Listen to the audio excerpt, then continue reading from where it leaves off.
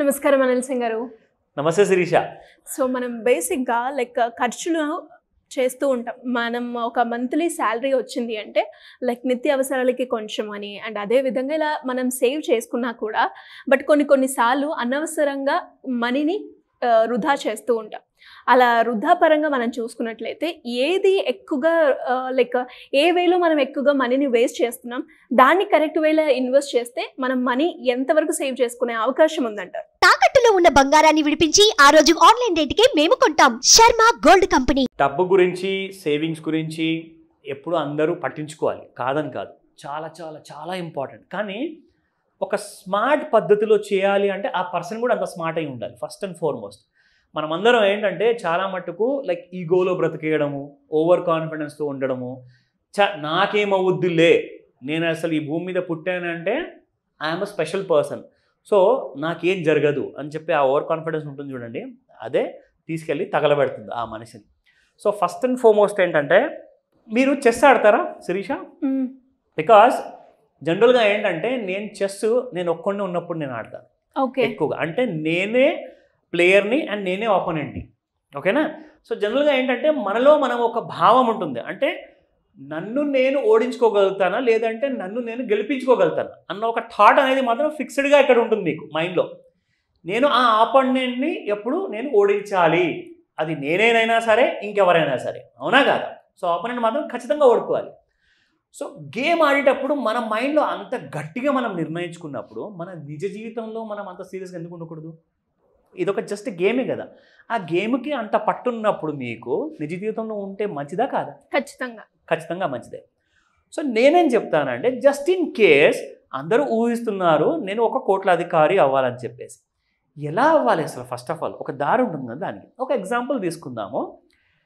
I have lots of people to give example నా లైఫ్లో. నేను పేర్లు చెప్పదలుచుకోలేదు, ఎందుకంటే 1970లో ఒక ఇన్వెస్ట్మెంట్ ఆపర్చునిటీ వచ్చిందండి.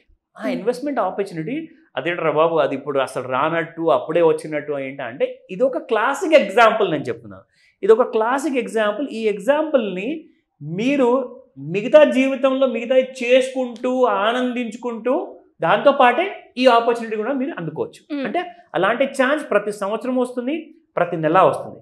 ఐడెంటిఫై చేయడం మీ వంతు, ఓకేనా? నా 1970లో ఒక పెద్ద విషయం జరిగిందండి. అది ఏంటంటే, ఇండియన్ టొబాకో కంపెనీ లిమిటెడ్ అని చెప్పేసి ఒక కంపెనీ ఫామ్ అయింది. 1970లో వీళ్ళు లిస్టింగ్కి వచ్చారనమాట.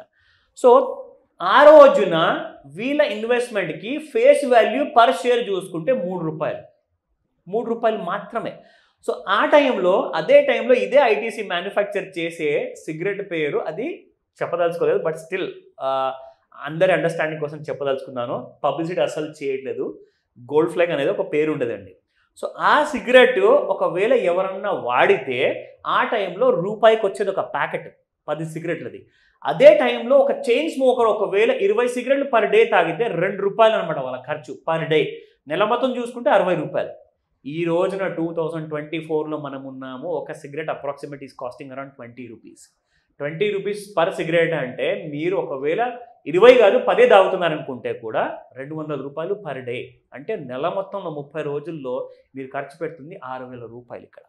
సో ₹6,000 ఇంటూ సంవత్సరం మొత్తం తీసుకుంటే 365 రోజులు ₹72,000 మీరు ఖర్చు పెడుతున్నారు సంవత్సరానికి. ఈ మొత్తం 54 ఇయర్స్ గ్యాప్లో 1970 నుంచి 2024 వరకు చూసుకుంటే కొన్ని లక్షల రూపాయలు తగలబెట్టారు ఇప్పటిదాకా ఆ సిగరెట్లో. కానీ దాంతోపాటే నేను ఇందాక చెస్ గురించి ఎందుకు అడిగానంటే, మీకు ఒక ఆపోనెంట్ ఉన్నాడు.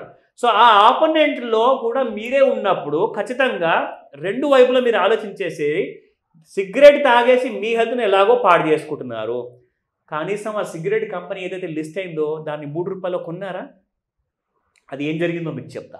Now you will come to know. మీరు ఆటోమేటిక్గా మీరు కోట్లాధికారి ఆల్రెడీ అయిపోయారు. ఎందుకంటే ఆ కంపెనీ ₹3 చొప్పున 1000 షేర్లు మీకు ₹1000తో మీకు 333 షేర్లు ఇచ్చిందండి, ఓకేనా? 333 days at an investment of ₹1000.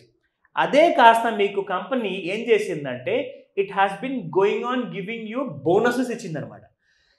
1978 నుంచి ఆ కంపెనీ బోనస్ ఇచ్చడం మొదలుపెట్టింది. ఆ బోనస్ మీకు చూపిస్తాను. 1978లో మీకు ఉన్న 333 షేర్లు కాస్త 400 అయ్యాయి. ఓకేనా, 1:5 ఇచ్చింది కాబట్టి బోనస్.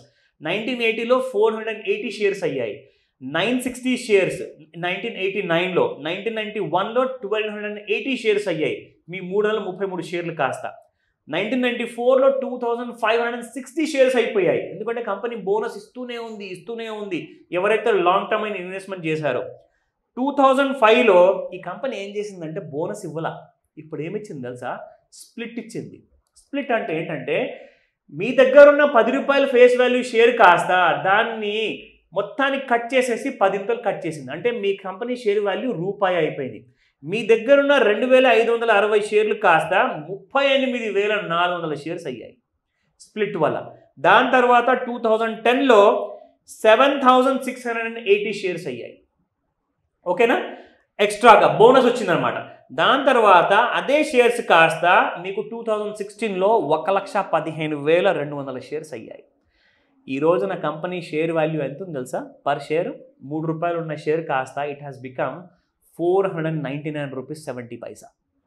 ఆల్ టైమ్ హైలో ఉంది ఇప్పుడు స్టాక్. అది దాదాపు 500 దగ్గర ఉంది. 500 రూపాయలు ఇంటూ 1,15,000 షేర్లు మీరు క్యాల్కులేట్ చేసుకుంటే 5,76,00,000 రూపీస్ టోటల్గా నెట్. చెప్పడానికి అర్థం ఏంటంటే every year every month opportunity వస్తున్నప్పుడు దాన్ని ఐడెంటిఫై చేయడం ఎలా, అవునా కదా సార్? ఒక మంచి మాట చెప్పారు, సరే చెప్పుకోవడానికి వినడానికి చాలా వినసొంపుగా ఉంటుంది, కానీ చేయడానికి వెళ్ళినప్పుడే తెలుస్తుంది అసలు నొప్పి ఏంటో, ఒప్పుకుంటా. కానీ మీరు సింపుల్గా చేయాల్సింది ఏంటంటే ప్రతి నెల మీరు ₹1 నుంచి ₹1000 వరకు మీరు ఒకవేళ సేవ్ చేసుకోగలిగితే you have every chance to become a crorepati. ఎందుకంటే ఒకవేళ యంగ్గా ఉన్నారు, at the age of teenagers కూడా స్మోక్ చేస్తున్నారండి ఈ మధ్య.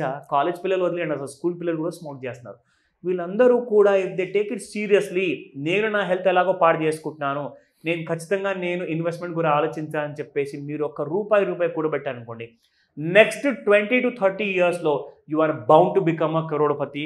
రాసి పెట్టుకోండి. ఈ మాట మీద ఏదైనా డౌట్ ఉన్నా కానీ కన్సల్ట్ నన్ను చేయండి, మీకు ఆ దారి నేను చూపిస్తాను. Thank you sir, thank you so much. Welcome Sirisha.